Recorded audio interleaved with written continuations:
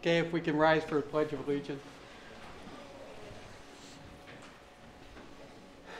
I pledge allegiance to the flag of the United States of America and to the republic for which it stands, one nation, under God, indivisible, with liberty and justice for all.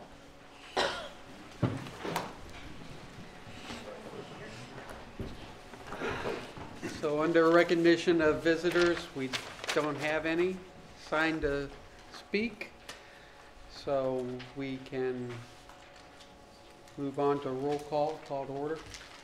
Pusateri? Here. Whittlesey? Here. Fletcher? Here?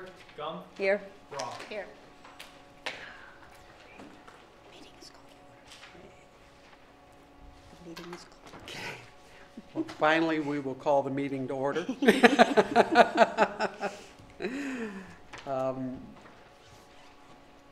Under the President's report, we have recognition of students, and for this month, and I'd ask Mr. Corey and Mr. Streeter to come forward and make the presentations. We're going to start it off with our youngest students, Mason Keaton in kindergarten. They're going to do Cole Radcliffe.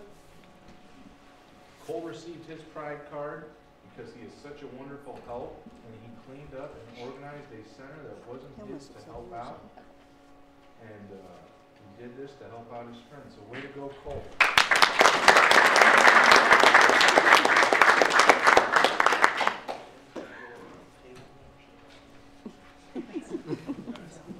Alice Tully.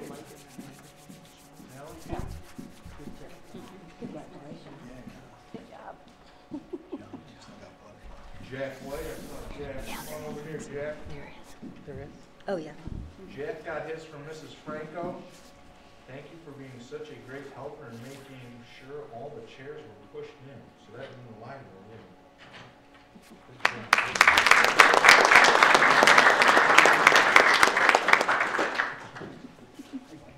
Lillian Boland.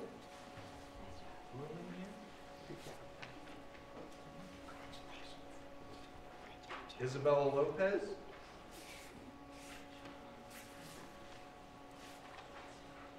Kyle Werbeck.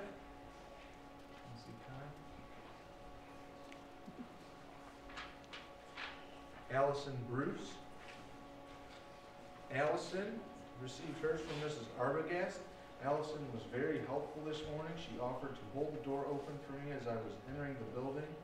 Allison always has a smile on her face and makes our school a better place.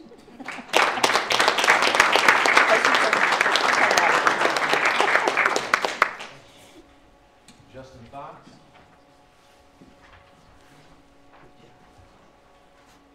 Nate Muncie. Nate got his from Mrs. Stefik. Nate is so respectful, considerate, and kind. He's ended 2014 with a bang. I'm confident that he'll be an amazing guy in 2015 too. Way to go, Nate.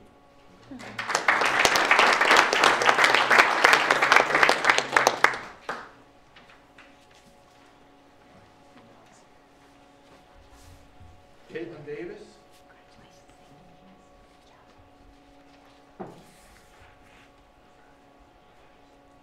Braylon McLean. Braylon got hers from Mrs. McKay. Thank you for displaying good sportsmanship during the variable expression concentration tag team tournament. I appreciated the way you cheerfully shook hands with your opponents.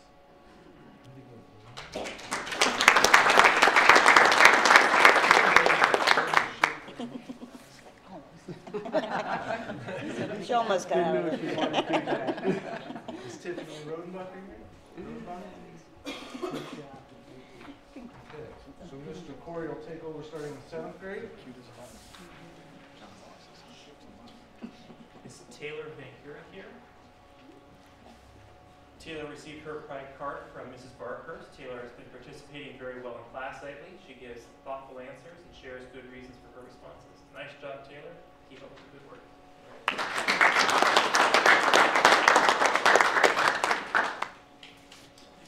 Blaze Bryan. Blaze received his pride card from Mr. Poyser. He put up all the extra chairs without being asked to. Great job, Blaze.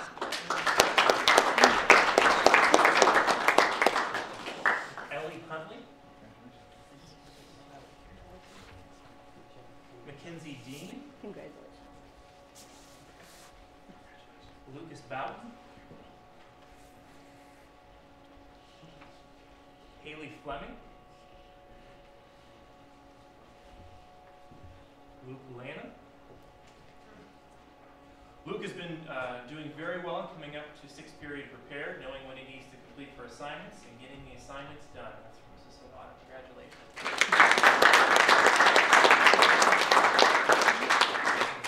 Dalton Lovejoy. Rachel Angel. Congratulations. Casey Jones. I saw him walk in. Casey received his from Mr. Wiles. I gave Casey a paper and did not realize the answer key. It was the answer key to an upcoming test. Was stuck to the bottom of it. That's a good one. Yeah, well, Casey promptly returned the key to me. He was very honest.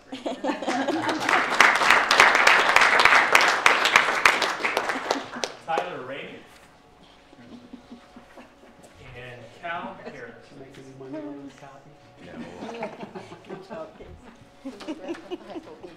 That's all. Very good.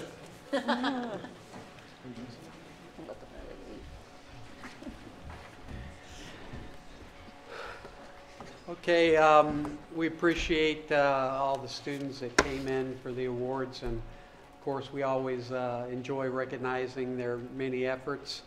At this time, we're going to continue on with the meeting. If you would like to stay, you're more than welcome. If you would rather go watch the ball game or get your last-minute Mega Million tickets, then that's understandable. So, No hard feelings if you leave. yeah, thank you.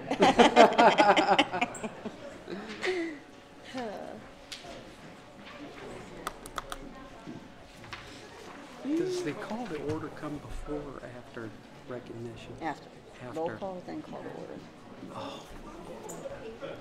I guess I should read it. Well, and then that's why I say after, whenever we do a vote, then you say motion passes Okay. each time. It's one of those things I forget too, so that's why in my So- head I Do I take a motion for this consent Yes. agenda? And then I get a first and second, say, and can then I have a ask motion Matt? to accept the consent agenda? And then, No. First, you ask Matt to talk through it. You can do it Okay. either way. You can do it either way. You can do it either way. Since I didn't sign that, talk, yeah. I was gonna wait till all the people got out here.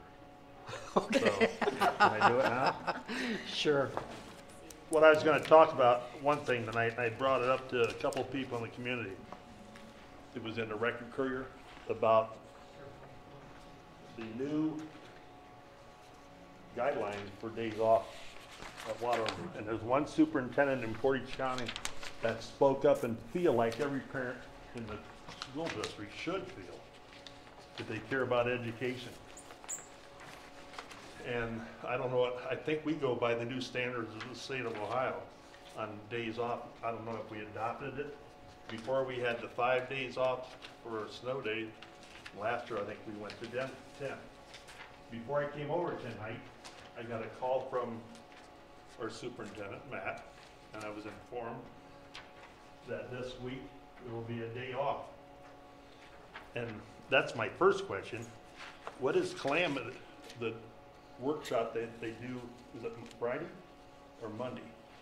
For the waiver day, I'm guessing.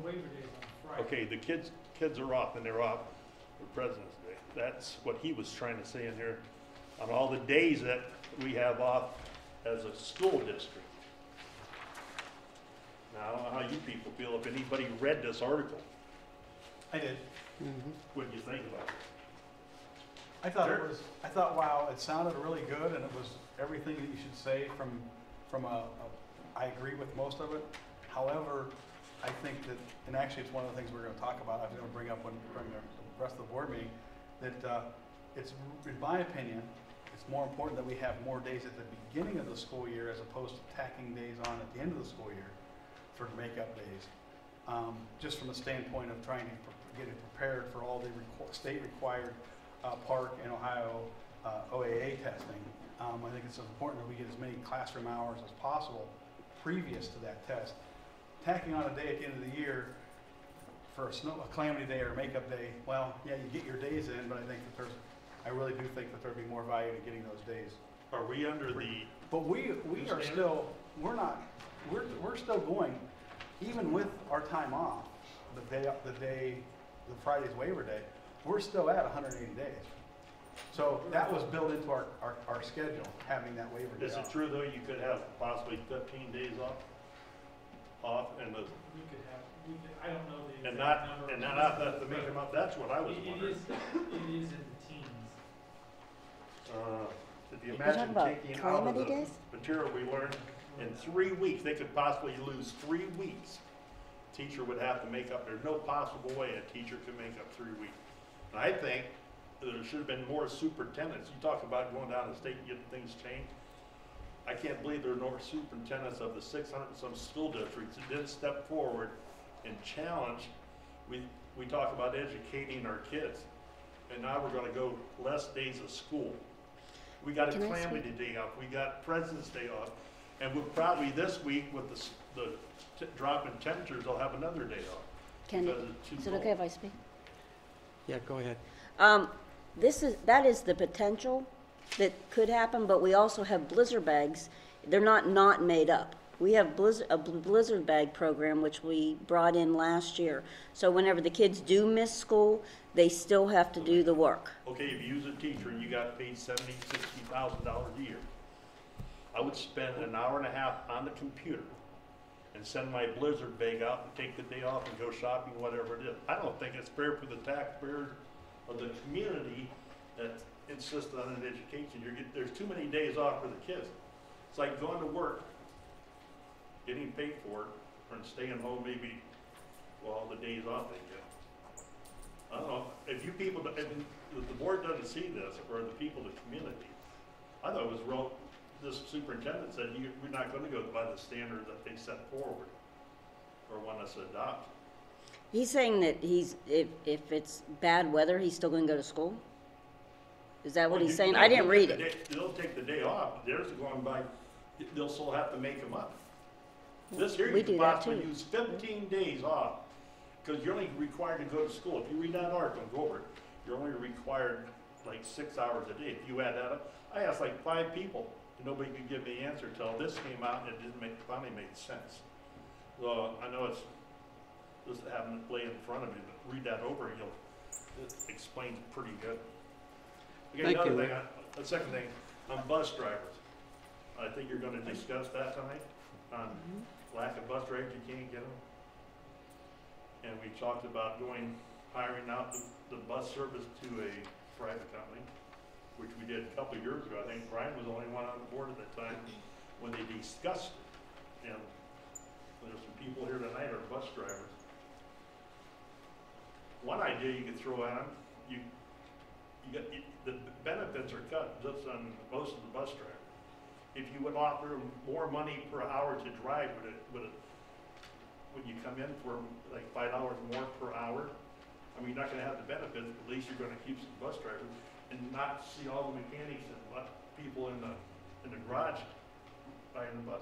I just walked in today and I heard people complaining about they had to find somebody to drive a bus, and that bus couldn't get the kids out today or whatever it was this week. I mean, there's people talking. I don't know if you guys are hearing it. Yeah, we're looking at different ways of addressing that. Nothing's been in concrete. We're taking every ideas, working with the transportation department as well as administration, as well as looking for other alternatives. So that's something that will be addressed down the road. I just wanted to bring it to attention because I'm kind of watching what's going on in different communities. Thank you. Is somebody gonna address, or I'll gladly do it. Rick, we don't have teachers making $70,000 a year. So, Well, you got the top teachers making these, and they're probably average teachers starting off as 35,000, 40, but We the don't- average average is probably 45. Starting out, With is their like, benefits, 30, you're still talking about 80,000. starting out is like 31, 32, right? 32, and then our top is maybe with 30-some years experience, might be 62, 65. With 30 to 35 years experience with a master's plus 20, might be 65. But now you're not even required to get a master's degree. Well, no, I just wanted to say, I didn't want to leave it alone, leave it open. No, I'm not saying every People thought teacher here makes our teachers 70,000. made between 60 and 70 because they I don't. mean, there's teachers who walked out here that made that at one time, which there's nothing wrong with that, but now we're giving them more days off.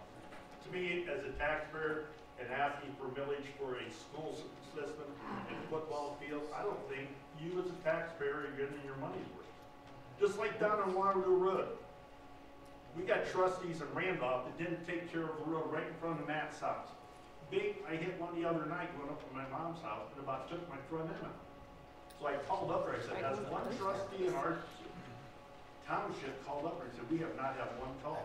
I said, well, I want you to bring somebody down here because there's some serious potholes and you're gonna get complaints. I just like to have it fixed. And today it got done. I called Monday, it got done on Wednesday. But it needs to be done, it needs to be repaved. But sometimes when a person speaks up and cares about the community you grew up in, the education of the kids that's gonna be out there. Other day I saw Bob Wood, principal at Townley High School, they had Grandparents' Day. Bob, how many smart boards do you have at Townley? You got one in every room. Ask a girl at Marlington, smart boards, got one in every room. We had one when Bob was here at the superintendent's office. And when Andy was here, I asked him about the smart board. I think we still have the one, we never went out and got any others. Maybe we did, maybe we got 3 or 4 now. I think we did, maybe buy some. Just things like that. And these kids are competing against kids in other school districts. I got kids at Townley and Topley. And I see the education they got over there, the things they have available for them. I know we're out here in the boondocks, but it goes right back to the education. So, just something to look at. Thank you.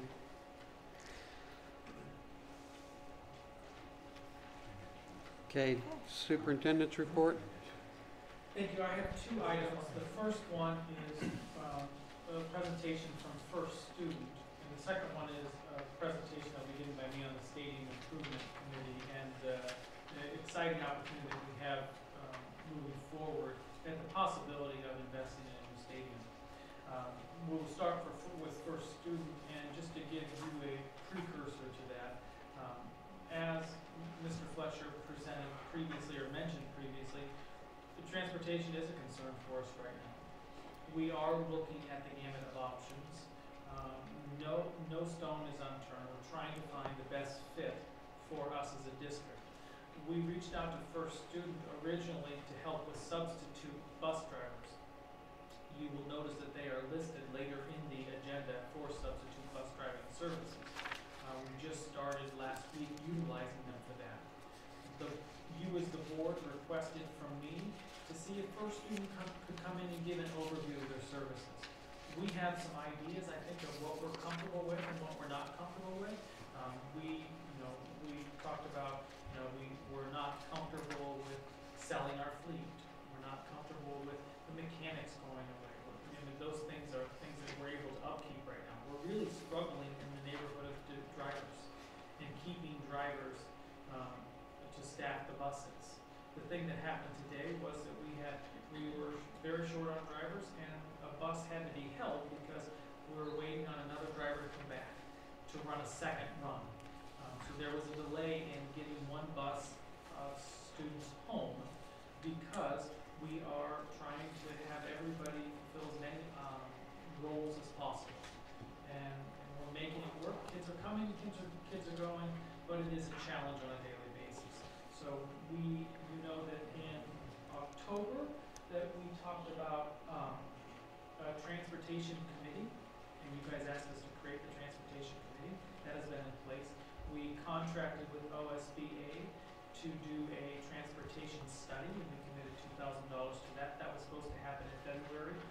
That has not happened yet, and I don't have a date for that to happen. I've reached out to OSBA to see when they're planning on doing it, because they said they would do it sometime in January, and now it's February. I I reached out to them mid-January to check on that. Still have not heard back from them. So we have a transportation committee that we were waiting on the results from this study. The study is not here yet. We're going to hear a presentation tonight from First Student about everything that they offer. And then the idea is if there's something that piques our interest, that we want to have a more pointed message, we will bring them in for future meetings. Because we, as a board, I believe are doing, you as a board are doing your due diligence to look at all of the options possible so we can move forward in a positive way. So Nick's here tonight, I don't know when Nick went, Nick is back there. Nick is here from First Student, and he is going to give you, I told him to keep it brief and to give an overview of what they offer. And I just want us to give us your attention, and if you have any questions, I'll answer those throughout the presentation. Yes, thank you very much. Thank you, Matt, for introducing me and for having me this evening, and thank you, folks. I know someone snuck out to the audience here. My name is Nick Voisart. I'm the Business Development Manager for First Student in the state of Ohio.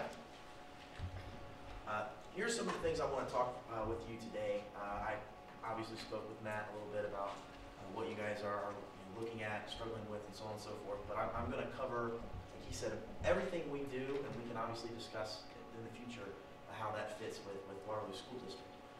I'm going to cover, like it says, what is contracting, who's first, and then these different pieces with regard to transportation services. I'm going to start with what is contracting. I know it's kind of silly, but I kind of wanted to just give an overview of what contracting transportation really is. A lot of folks sometimes really don't know what's all entailed with that. And I call it soup to nuts, just as, we do everything. We can do everything from drivers to aides, to management, maintenance, shared services, fleet replacement, the whole gamut. That's something that we can provide, and we provide very well across the country and across the state. Two of the most typical ones that you see are what's called a contractor-owned fleet operation and a district-owned fleet operation. Matt spoke earlier about the fact that the district enjoys owning their fleet. And as you can read, basically what that means is that the district would retain ownership of their fleet, and we would still manage and maintain the vehicles, et cetera, throughout the term of any kind of a contract. The benefits that you get from contracted transportation is typically with any kind of a contract, we replace all of the buses. So throughout any kind of a term, if you have buses that age over a certain age, we would replace those at our cost. So you get an upgraded fleet. We have transportation expertise. Obviously, we do this across the country. We have about 50,000 school buses we run on a daily basis. So there's a lot of expertise that you get with that or any other contractor that would come in. Increased safety. We are the safest company in the country. We'll get to that in a moment. Technology, employee management, fixed annual costs. Of course, we look at trying to save the district money as well, and peace of mind.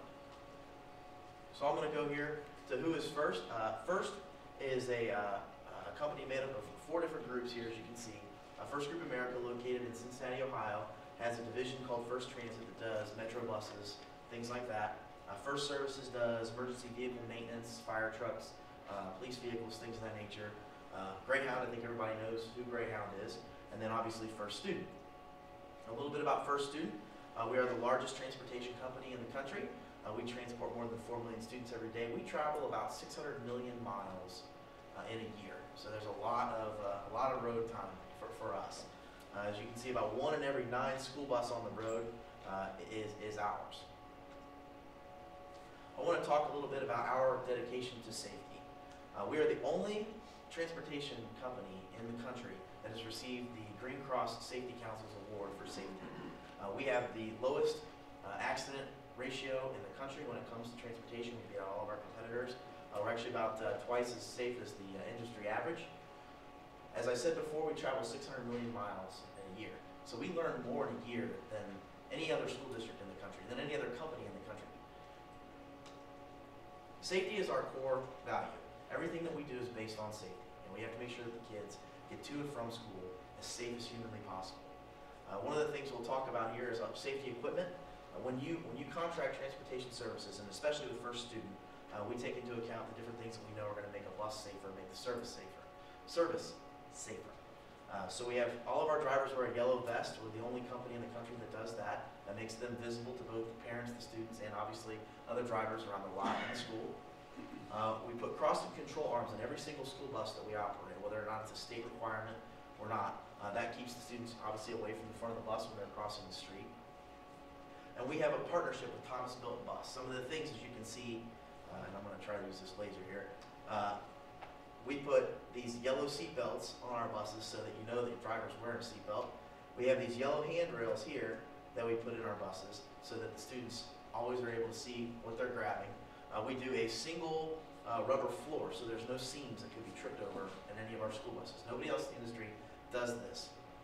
Additional things that we add to our buses, Zonar GPS with EVIR, which is an electronic vehicle inspection system. We'll get into that in a moment. Z-Pass, which is an RFID card reader, which is right there. That helps us track students so you can see when your child gets on and off the bus. We can do student counts, things of that nature. Digital video cameras, first acts behavior monitoring, and child checkmate. We'll get into those. So we'll talk a little bit about technology. Zonar, I touched on that before. Zonar is a global positioning system, but it's actually a little more than that. They have a real-time web-based system, so we can see exactly where the bus is at all times. We can check the planned route versus the actual route. So if Bob decides he wants to go and get a coffee, we know that Bob went and got a coffee. We can ask him, "Why'd you get a coffee?"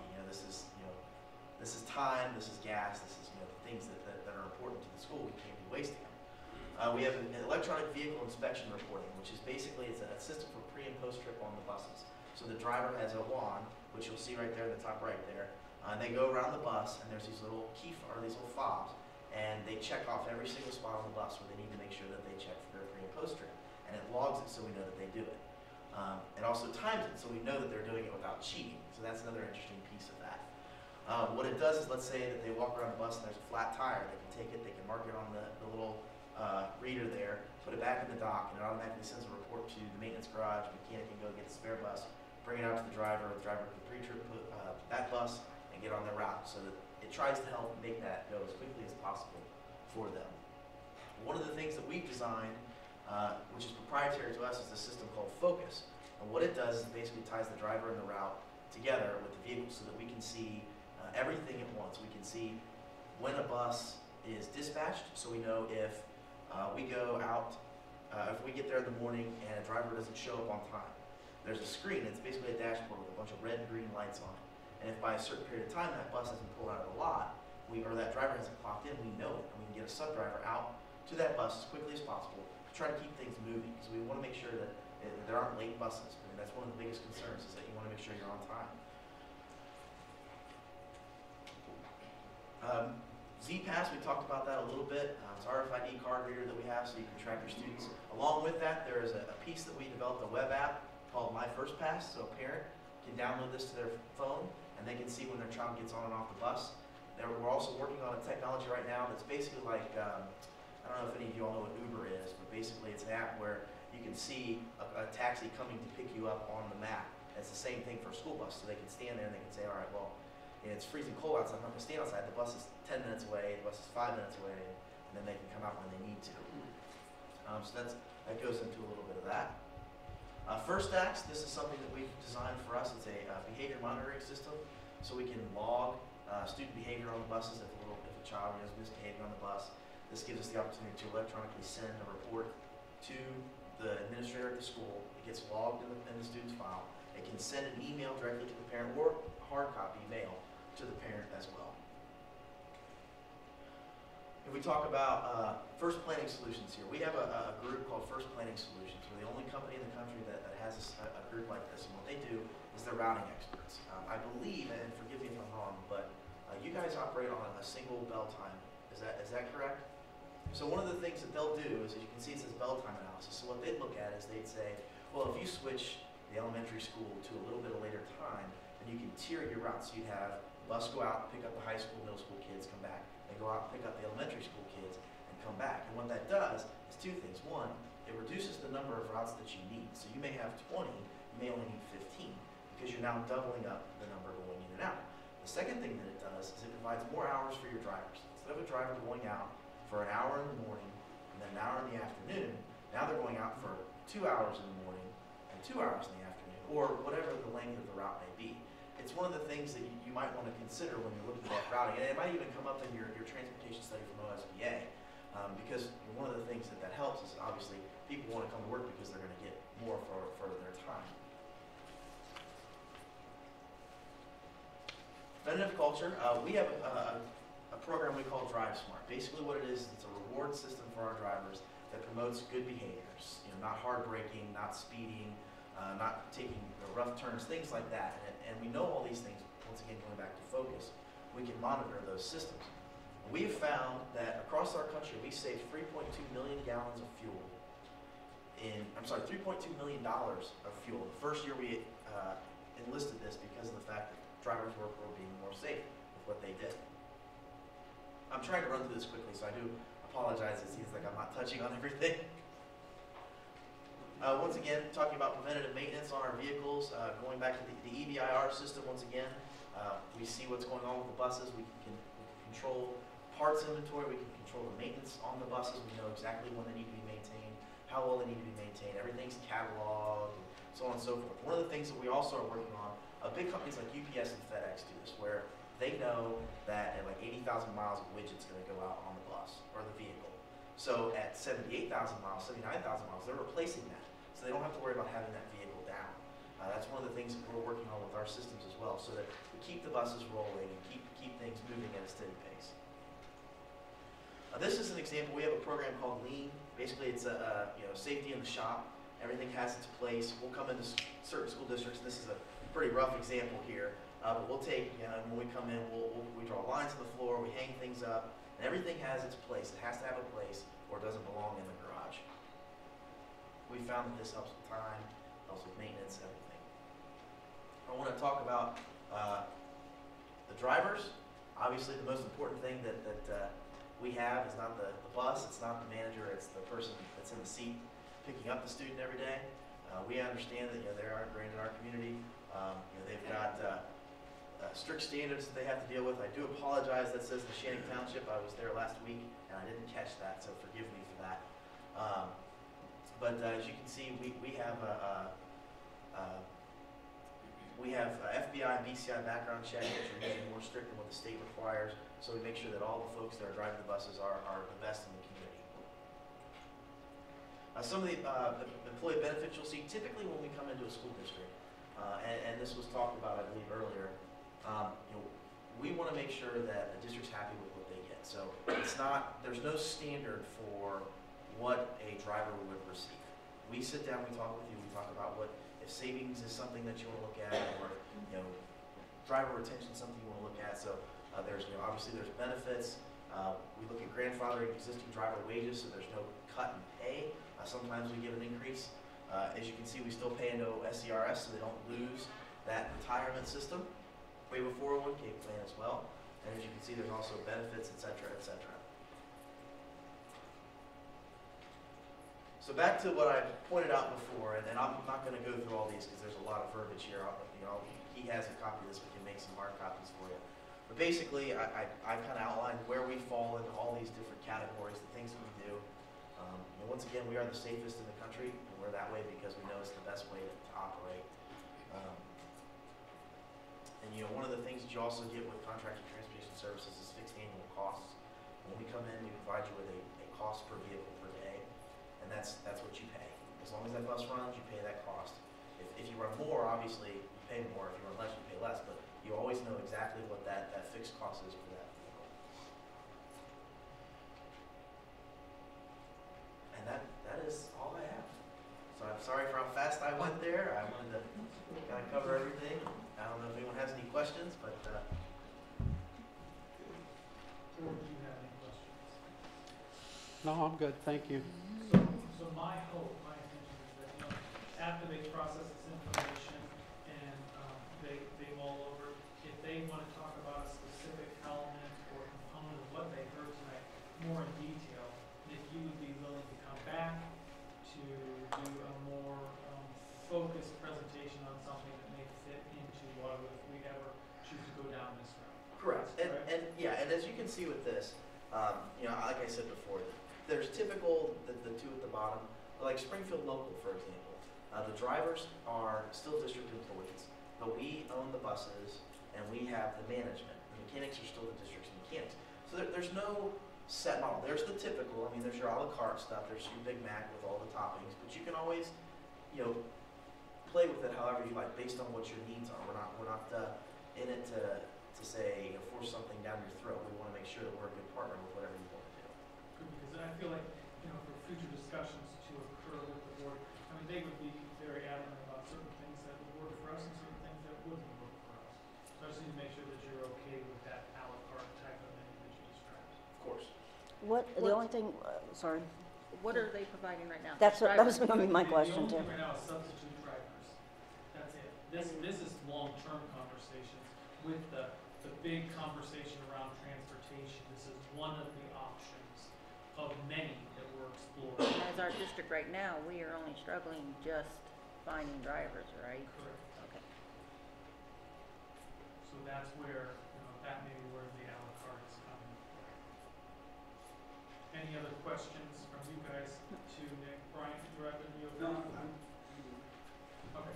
Nick, thank you very much. No problem. I just hit the escape button. Is it, Yeah, then I'm in the hot seat. Good luck.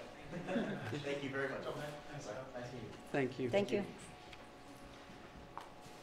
Mr. Fletcher, Okay. okay if I move right into statement? Absolutely. Matt? Give me a minute to switch here. I was just gonna say, you guys want to go back out? Should stay there, yeah. I apologize. You're getting your steps today.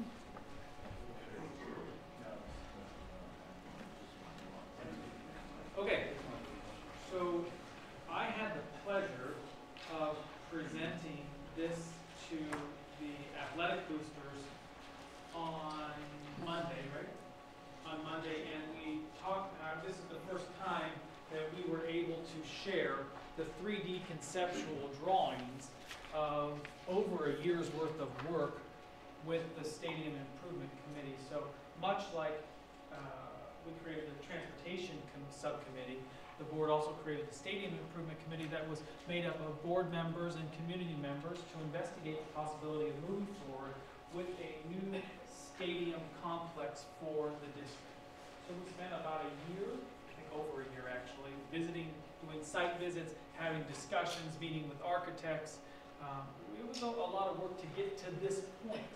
And remember, this is not a new discussion, so because we spent a year on it, it was a conversation that's been alive in this district for over 10 years about the possibility of revamping the stadium in its entirety.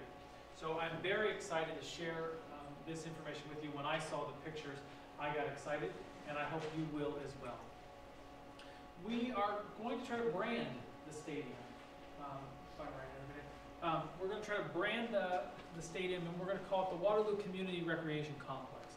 And the reason we're calling that is because I really feel that this is going to be the center for the community.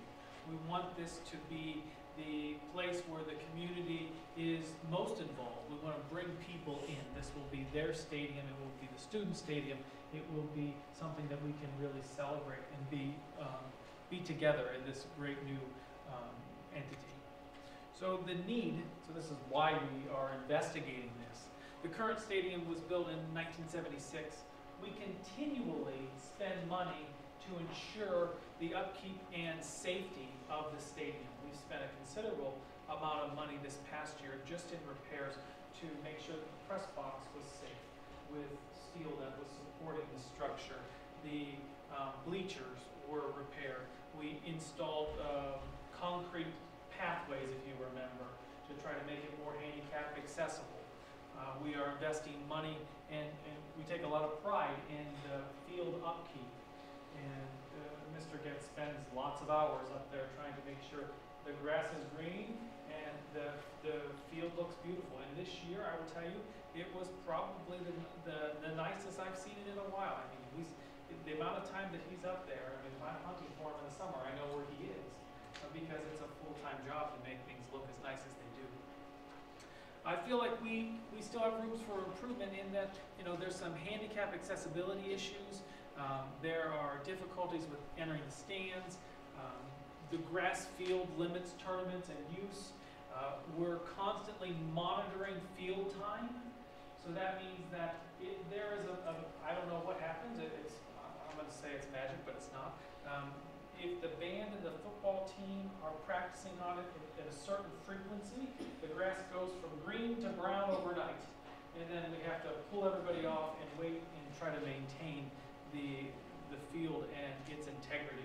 And it's a give and take. And we have to monitor it constantly. The amount of phone calls I get about brown grass is just amazing because it happens overnight, it seems like. And then the work begins all over again.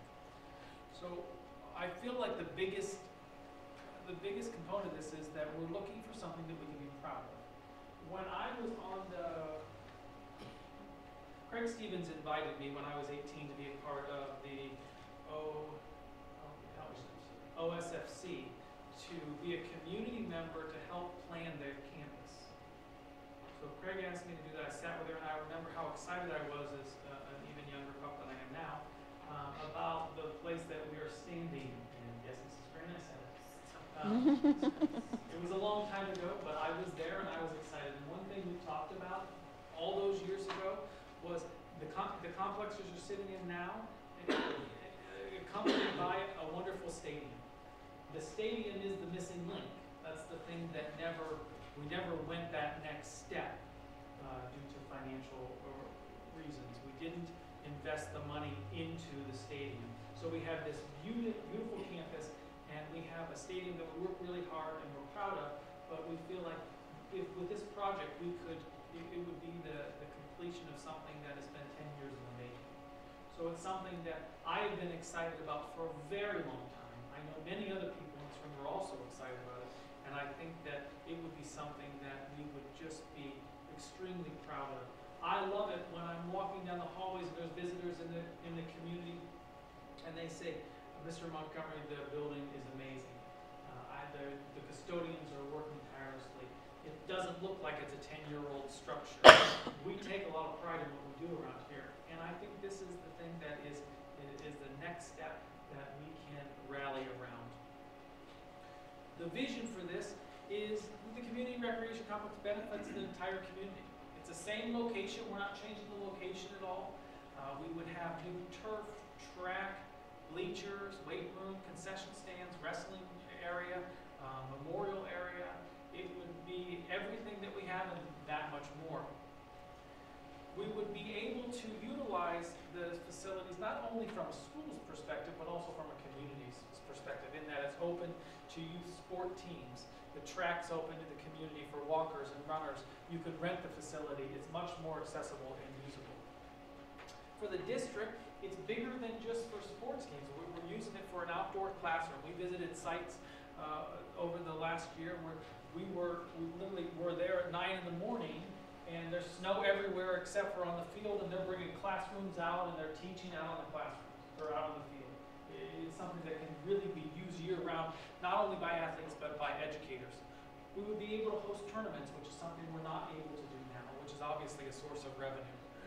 We can use the facility so we don't have to worry about that grass changing overnight. The band can train on it, the sports teams can train on it, the youth can train on it, and it would hopefully be very attractive to incoming families.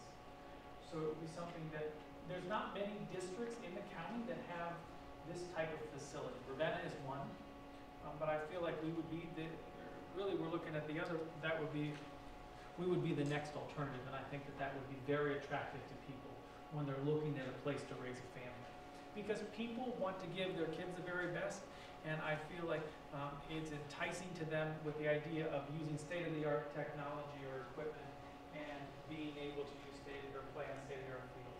It just breeds excitement, and it gets people wanting to look at Waterloo from a residential standpoint. I really like this. This is just the whole idea. If we're going to move forward with this, which I think we are, we're going to try to brand it as the community recreation complex. We want people here. And this is what I'm most excited about showing you. So here are the 3D designs that we came up with. And I'm just going to point out some things to you as we're going through the pictures. So you'll see new bleachers on either side, home and away. You will see the turf field, the brand new all-weather track. And then in this complex right here, you'll have a memorial park here, a ticket booth, and I'll actually show you a viewpoint looking down, so we can look at the map, but I'm just kind of looking over you now. Locker rooms, there's a wrestling room right here, which we don't have on campus. We're one of the few districts in the county that do not have a wrestling room. What that means is that Mr. Munger and the team have to roll out those mats every time they practice and roll them back up, and it's very cumbersome. And Only, what? the only. The only district in the county is what you're saying. And I think a lot of the practice time is devoted to getting ready and tearing down. So I'm going to show you the next one. So this is the main entrance in. I don't know what happened here. So we're going to be looking like we're standing right here to kind of give you perspective. So you can see that there's a donor recognition wall. So we thought about buying bricks, and people could donate money if they want their name on a brick, and do a paver where you're walking across up into the stadium. We decided to do a donor recognition wall where they're actually going to be up on the wall where you can walk. You see where these people are. I tried to get them to put me there, but they wouldn't. Walking down here, and you can see the names up on the wall, recognizing people who were really trying to support the project financially. This will be coming down, coming from the campus here, though. The entrance to the middle school is right here. This would be the high school right here. They're coming down the main road. This is the student parking lot over here. So this would be coming down the way. This would be looking out from the middle school over to the complex. We've added this Viking head, the Waterloo Viking sign. I mean, it's obviously, they've done a great job making it fit into matching brick even to our existing structure, because we want it to look like it is a part of the whole. This would be on the field, looking towards the structure, and also the school buildings are over here. You will notice a concession stand right here. These are locker rooms and restrooms on either side. The scoreboard will be on top of this massive structure, and both sides will be looking at it, obviously. Everything is in the middle, so there's no longer a home concession stand, away concession stand. Everybody comes together. This would be looking from the track. Here's a locker room over here. You can see the all-weather track. There's a walking path around the perimeter, and you would get concessions right here. Here is if you're looking down on the structure, forgive me for the size, but I'll just try to walk you through some things. I know it's small. The number, I just want to make sure I have everything right here for a second. Hold on 1 second. So this is so we're looking, here's the main entrance that you saw. So here was the Memorial Park. Here's the ticket booth right here. So if there's a handicap accessible ramp that goes up to the memorial area, or you could walk up the stairs. And if you walk through the center, then you're right underneath the scoreboard. Over here, this is the home locker area, training facilities. This is the home side. You will also have the female restrooms over here on the far left. So the females is on the home side. Then right here, this is the wrestling room. So obviously that'll be used during wrestling season. Instead of using the gym, the students will come out here to this facility to train here. Next to the wrestling room, you will notice a much smaller away locker room. And then you will see the men's restroom on this side. Concessions are right in front of the visitors' locker room as number 11. And I think, Lisa, I think I touched on it. Referee room. And there's a referee room that is... Isn't it by the away? I thought it was off. It's over Yeah, here it's in right the in away there. locker room. So that is an overview of the structure. The thing that we don't like to talk about is money. How much is it going to cost? We wanted to keep it under $2 million, and that's what we stayed true to. So I feel like we looked at many different stadiums, and some of them were much more lavish than others. We tried to be conservative. We wanted to be true to the community and be fiscally responsible, or good fiscal agents of the community's tax dollars. So we shot for under 2, and we're going to stay to that number, which is translates to $5.2 million. And that doesn't mean a lot to people, so we try to put it into levy terms. So it's about $5.80 per month for a $100,000 house. and $11.61 per month for a $200,000 house. Those are, I should note, I put it right at the top, they are approximate values, but they are pretty darn close in Mr. Carpenter terms. I thought it was 30. The bond length was 30 years for this project. So I guess it all depends on perspective, but those are the numbers of how they came in for the $100,000 and $200,000 houses. So we were looking for a viable and cost-effective plan, and that's why, to reiterate, that's why we try to stay under 2 mills, to try to make it as conservative as possible. And when we were going back and forth with the committee, everything that we did, you know, we had to weigh it against how much money we had. So if we wanted a bigger locker room, we took the bleacher size down. So it was a give and take. So if we made less bleachers, we had a lower seating capacity, and then we required less toilets and urinals and sinks. So less toilets, urinals, and sinks translated into bigger locker rooms. So it was constantly a give and take to try to find that happy medium. Projected timeline, our hope would be to put it on the November ballot of this year. If it were to pass, we would break ground early 2016, so early next school year, or excuse me, early next year, so January, February, whenever they could start. And we would have the track, turf, bleachers ready for the football season at the beginning of August. So we would not have a time where we're not playing football games elsewhere. The football games would be here. What you need to be mindful of is that the weight room, locker rooms, and concession stands, those aren't ready to the next spring. But I think it's really important that we play games here. So I was really excited when the architect said that we could start in January, February, and be up and playing in August. Now we may be walking through mud, we may be dealing with construction that is happening, but we would still be here, we would still be home. So moving forward, it is a community complex. That's the biggest appealing thing for me as a community member myself. The project must be driven by the community, so it can't be, you know, we need community support to do this. There's no other way to shape this. We want people who can help run the campaign to stand by our side and help. We're looking for people who are interested. We would need a full stadium committee in support, in play by May to really get this thing going. And we're committed to sharing this project with the community. So like I shared to 4 board members, some of you know this, I presented Monday night to kick it off with the boosters. I'm presenting tonight to the board. And next, I guess 3 weeks from now, March 2nd, we're doing part 2 with the boosters. We've ordered big signs of all the pictures you just saw to start putting things up at events around the district. And the communications will continue to grow as we progress through this process. So we are at the beginning stages. I feel like we're a long time into this, but in terms of the campaigning aspect, we're at the very beginning. And that concludes what I presented on Monday and tonight as well. Board members, questions?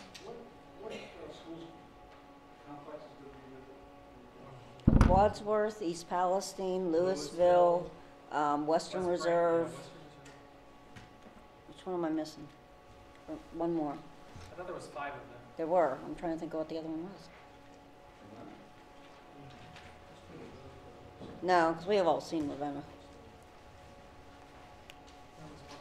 There was one more. I can't remember. Louisville, East Palestine, Western Reserve. Wadsworth.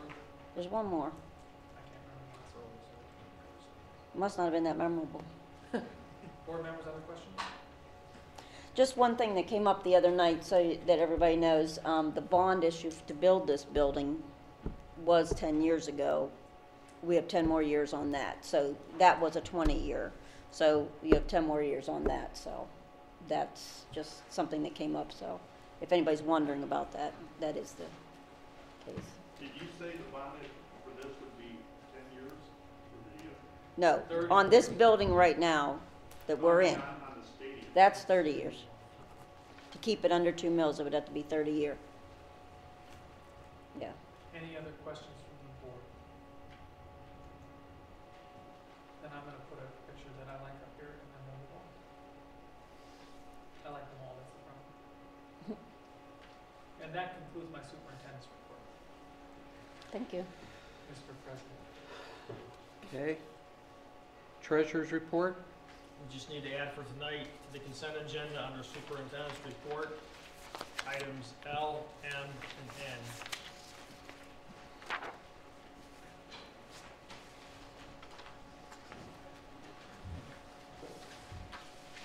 Just finished. Just finished. Has he not seen them? No, I'm just trying to get that copy. Well, we can run it through after the meeting, or you can do that, right? No, we'll show it to you. That's all right, that's fine. We'll move on to Maplewood Career Center update. We just had our basic organizational meeting and regular meeting last week and, or last month. And we don't really have anything to report, so I just brought the written for you tonight to read over. That's all I have. Sorry.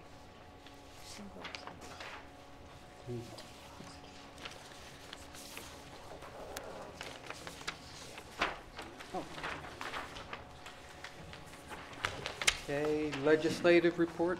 Vicki? I don't really have anything except for the House Bill 7 that has to do with the park testing passed out of the House today is going to the Senate.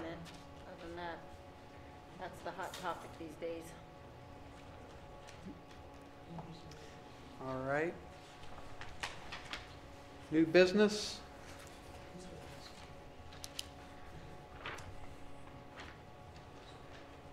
Any new business announcements? The Athletic Boosters is having their reverse raffle on March 21st. You can see any booster member to get tickets. It's $50 a person, and it's always a lot of fun. So I have tickets, Lee has tickets, if anybody's interested, so. If you haven't had an opportunity to go, it's where at Paradise It's Lake? Paradise Lake Country Club. And yes. it is a full evening and very fun. Really good chance of winning something when you go. Absolutely. For not much money. More of a chance than the lotto, I guess. Yeah. Very good. Okay, we'll move on to the consent agenda. And Matt, do you want to review? You wanna do motions first? Want to do motions first? Can I get a motion to accept the consent agenda? So moved. Second? I'll second. And Matt? All the band's playing. So a couple things that I want to bring your attention to. If you go to letter E, you will notice that Coach Deves, the new football coach, has also expressed interest and has offered his time to be the assistant track coach. And I was excited to see that. I like seeing somebody try to reach out to kids in many ways possible, and I think it's a great way for Coach Deves to develop those relationships during off-season time to continue to foster relationships. And I've been so impressed with his dedication to the district just since he started. I mean, it was meeting Monday, they presented the new uniforms, the meet, the coach night was just, I felt like a big success, and I've been thrilled. And this is just another example of him trying to join the Waterloo community. I won't let him say Arlington in front of me. We have to talk about that at the He's been quite a good sport, and we're happy to have him on board. F, you will notice that Fran Wysinski found another position, and we're accepting her resignation this evening. In tandem with that, I would like to say letter K addresses her replacement, which is Robin Ferguson, and she started today. First day was today. Mr. Fletcher and Mrs. Hunter met her this morning because she was here all day. She actually stayed in between. We were offering her training in the middle of the day. Mr. Fox from Overfield came over today to help, and if you remember, he was an transportation supervisor before Fran was. So it was nice to kind of see her, in her element this first day, busy day for her, but I feel like she did a great job, and I'm really happy to have her on board, not just because I don't want to be transportation supervisor anymore, but I really feel like she's the best person for the job. I will tell you, when I was running this morning, I had a smile on my face because I knew that she was coming to join the team. So I'm really happy, and hopefully the rest of the board will get a chance to meet her. She was going to come tonight. I told her to go home and get some rest because I know for a fact the phone rings awfully early. So she is happy to be on board, and if you get a chance to meet her, I'm sure she would be happy to introduce herself and get to know you guys as well. I want to go to the addendum. Letter L is a one-year agreement with Damon Industries, and it's dealing with chemicals in the district. And Mr. Munger does a fantastic job continually evaluating the contracts we have in place, and is there a more cost-effective solution? He's always coming to Mr. Carpenter and myself with new and innovative ways to continue to curb costs and increase services. And this is just another example of what a good job he's doing and what a testament it is for him to be mindful of who we're engaging in contractually and how we're trying to increase our efficiency on many levels. So that is a change in chemical management. You will notice that Jessie Horney, we are approving for the JV softball coach. She will be joining Mrs. Flair on the field this spring. Letter N is showing that we're utilizing first students just for substitute busing, and that was effective February 3rd. So this presentation today is something completely different. We're only using them for substitute services at this time.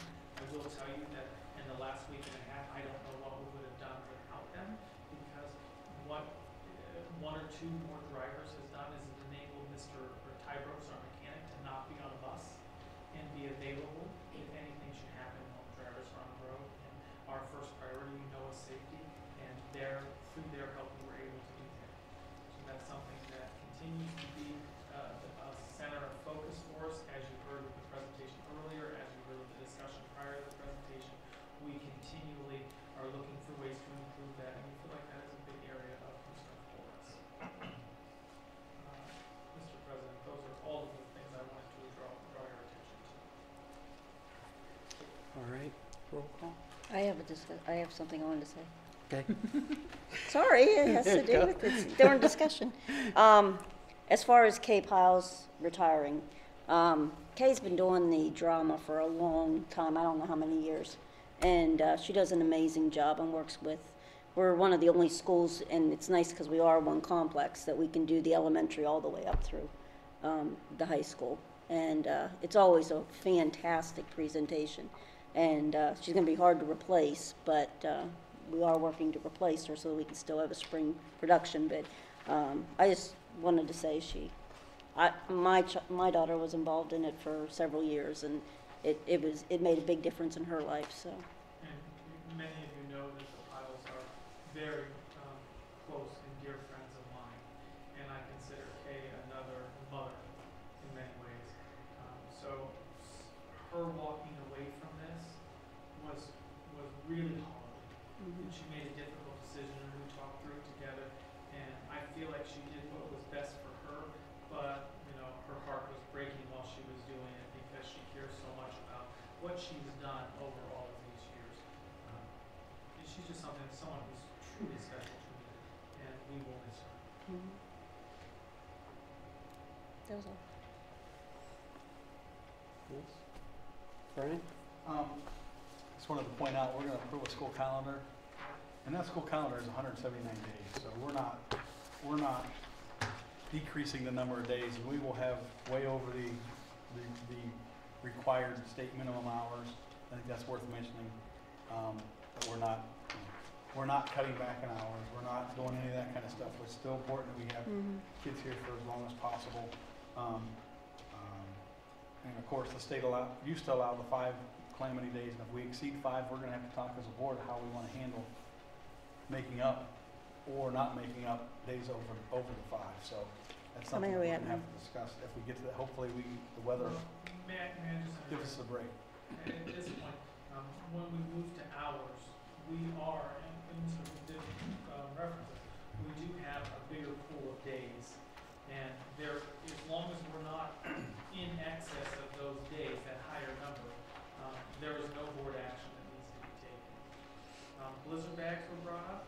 Blizzard bags were only enacted. We passed them because we didn't know if we were going to go from days to hours. Because we're on hours, blizzard bags are not applicable at this time. No, we don't have to use We're them. never going to be, it is highly unlikely that we will ever reach the number that we are allowed because we are so far in excess of what the state determines as the minimum amount of instructional hours. So the state is saying, I look at it a little differently than some. The state says that you have to do this minimum. We're in excess of what the state is saying by 15 days or 17 days. 5, 10 of those, 17 could be snow days. The likelihood of that happening is not terribly great. Last year, I believe, was an anomaly. I think we're at 3 or 4 days right now. I can't remember. And to tell you the truth, I haven't really been keeping track because we're nowhere close to the maximum. I can't remember where we are, but we have been. I will tell you that this is a sidebar. I love when I get on tangents, but the calls for snow days have been a little bit more challenging this year because of the way that we're salting or not salting. The townships are only salting intersections, curves, hills. Intersections, curves, hills.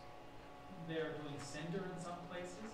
I've seen some places they're doing cinder instead of salt. The salt is increased in its cost to such a rate that they're being very conservative. So we, I think, as drivers in these communities have went back to a day from the past where you are really truly grateful you have four-wheel drive. And it has been, it's weighed on me a little bit more. We're maybe, taking a little bit extra to make decisions because I know that they're not using salt everywhere. So it's been a little trickier to make those calls. That being said, we are still under 5 at this point. And then the other thing about school days is I saw an article in the paper where Crestwood, I think it was, are starting their school year before the fair. Created quite a ruckus. I remember one year we actually started our school day on the Monday after the fair, not the Tuesday, which we normally do. And I think I received more phone calls about that than any one issue ever being on the board. So we've gone back to historically starting with the kids, the students, the first day, Tuesday after the fair. But I do think that there's a lot of value in getting more days in. I think the state starts the test, our state required testing goes from mid-February to mid-April. And so you think about it, if you have your test in February, you're basically halfway through the year and maybe 4 weeks into the next. So so you're really not even 2/3 of the way through the year. And that's kind of unfair. I think we need to think about ways of getting more time in before the state. We need to do 2 things, either to get the state to move the test back, which they're not the most flexible group to oversee, or get more class time in before the test. The only way to do that I know to do that is to start earlier. And I think we need to maybe start thinking about, do we want to start a couple weeks before the fair, take the fair week off, and go with Tuesday after the fair, and then we'd have Labor Day Monday off, and that means we'd have 2 4-day weeks. I mean, we need to start thinking about some of those things to try to get as many days. I mean, it has a tremendous impact if you can get some extra days into the fair, and extra weeks in before testing. The more you can do, the better the results are going to be. So I think that's something that we need to maybe start looking at now for 2016, 2017. That would be a group discussion. Or maybe I'm all wet and nobody thinks it's important, but I mean that's fine too, I accept that. But I just think that I think the educators here would have to, agree that more time before the test is a good thing. More class time before the test is a good thing. Everybody's going crazy right now because the test is coming up in a couple weeks and so on and so forth. So I don't know how else to do it. Something else we're talking about school calendar. I have some friends that live in the Carolinas, and they go year round they go one grading period, have a time off, another grading period, time off, and go basically. So the idea there is you can remediate in the time between, after the first grading period, you get 3 or 4 weeks off. You can you can take a student that's falling behind, and he's only falling behind one grading period, so you can use that time for remediation, and then you go and you spread it out, the year out that way with a little longer than 4 weeks during the summer. I just think it's important we try to get more time in before the testing, seeing how we're going to all be evaluated by the results of the tests. So.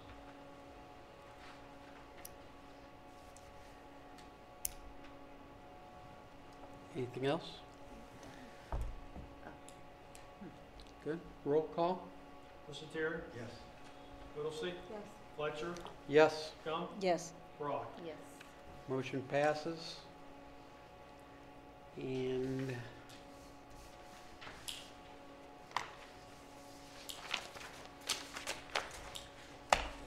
we have scheduled, previously scheduled an executive session that is no longer necessary. So with that, do I have a motion to adjourn? So moved. Second it. Very good. Thank you for coming. We Oh. ever